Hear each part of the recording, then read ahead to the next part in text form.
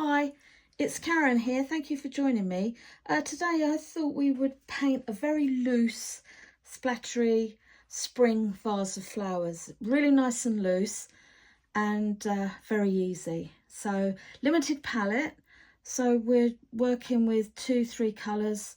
So it's nice and simple. So let's get started. I've made a puddle of paint here already. And what I'm going to do is I'm just going to splatter just to give me kind of an idea of where I'm going to put my flowers, and so it'll be easier for me to work with. And I'm just going to just drop those, just move them about, each little splatter. Okay, I'm using a size 6 round, so it's a nice size brush, and it's got a bit of a point on it, so we can you know, get some nice shapes in there. So that's kind of going to be where the vase of flowers, the blooms are going to be. Now I'm going to change over to my size 4 Japanese watercolour brush because it's got a really nice point to it. And on this one, I'm just going to add just a touch in my palette, just a little bit of maroon. And I'm just going to give it just the essence of a vase, okay? Let's not get caught up in, oh, it's got to be perfect. It hasn't. This is a really nice and loose study, and we're just exploring and having fun. So, and then all I'm doing is now just dip my end of my brush into the water, and I'm just moving that around, okay? Just to give me a nice generic shape of a vase. So yeah, I'm happy with that. I'm happy with that. Soften it up a bit. Yeah, that's all good. And then I'm going back to my my size 4 round, and this is a really super colour. This is cerise pink. You can use any bright pink that you've got, that would be lovely. And I'm just dropping those lovely that lovely pink in where I've got a few gaps, okay? All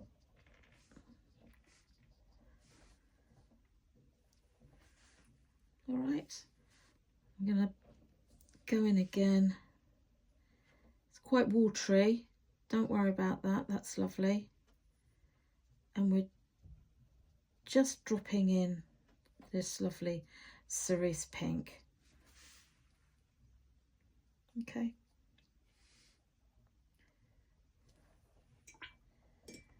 And again, I'm going to go into, this is ultramarine blue, and I'm not, by using this kind of limited palette, I'm keeping my values in the same ballpark, if you can understand that. We're just building up these really nice hues, okay? And just keep popping them in. You don't have to cover everything up. You can leave some white space. That would be lovely. If you know, we're going to mix up, make it a little bit more bluer, to give us some nice contrasts. That'd be good. And just keep dotting it and moving around, okay?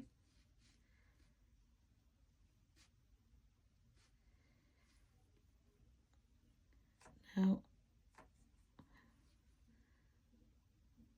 I'm starting to put in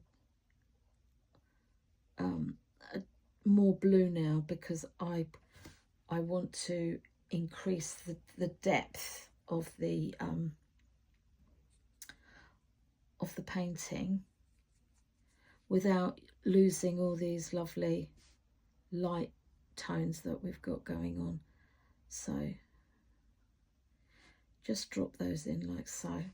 All right, and then again I'm going to mix up my brush and go back to my Japanese watercolour brush. You can stay with your size round 4 if you want to. It's just I really like this type of brush. So I'm just going to run a bead of clean water, and then with this lovely aquamarine blue, I'm just dropping that in there, and I'm just letting it work its way round, and then I'm just going to bleed that out. Okay, again with some clean water, and just soften those edges up again like so. And don't forget, it's really nice and loose. We're not thinking about getting this absolutely perfect. We're doing we're working very wet and very loosely. Okay, now I'm just touching my brush in and just letting the paint work with the water and see what magic it makes. All right, again just now at this stage I'm gonna have to let mine dry. I've already done another one which is dry, which I can go on to the next stage and show you, but I just want to just a little touch of that maroon and bring that back in, and I just want to put in a lick there and a lick there. All right, and maybe a little lick there. All right, so I'm going to set this one aside and bring back the one that's already dry. So I'll set that one aside. And this one is now okay for me to paint on. As you can see, it's dried quite a bit lighter than the one before. So what I'm going to do now is I'm going to go in and I'm going to go into the lovely cerise, and I'm just going to pop in some lovely cerise colours on top. Okay, this is straight from the pan. I'm not colour mixing. I just want a deeper value of colour. All right,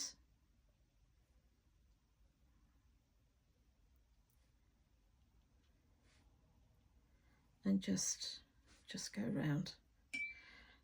I'm going to go in and I'm going to incorporate that cerise that I'd already put down, and just drop in a little bit of ultramarine to keep that in the same palette, in the same colour value that we've been using.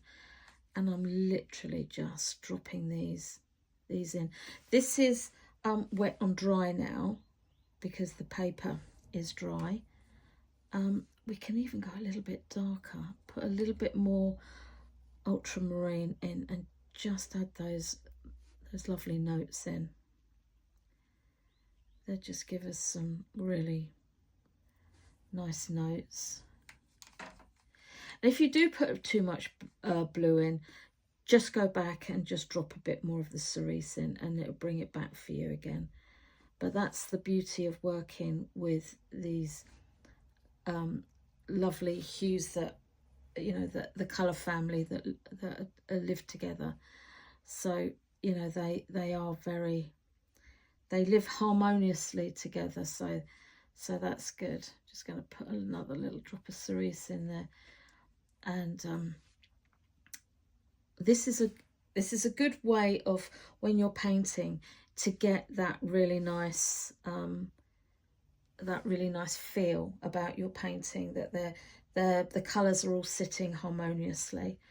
So I'm just going to clean my brush off, and again I'm just going to drop in a very, very light wash of clean water.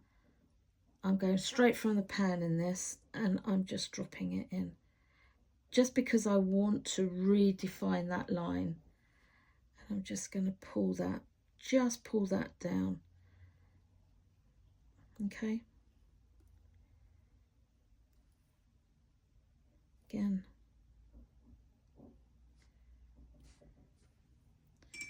Just going to soften that bit out there.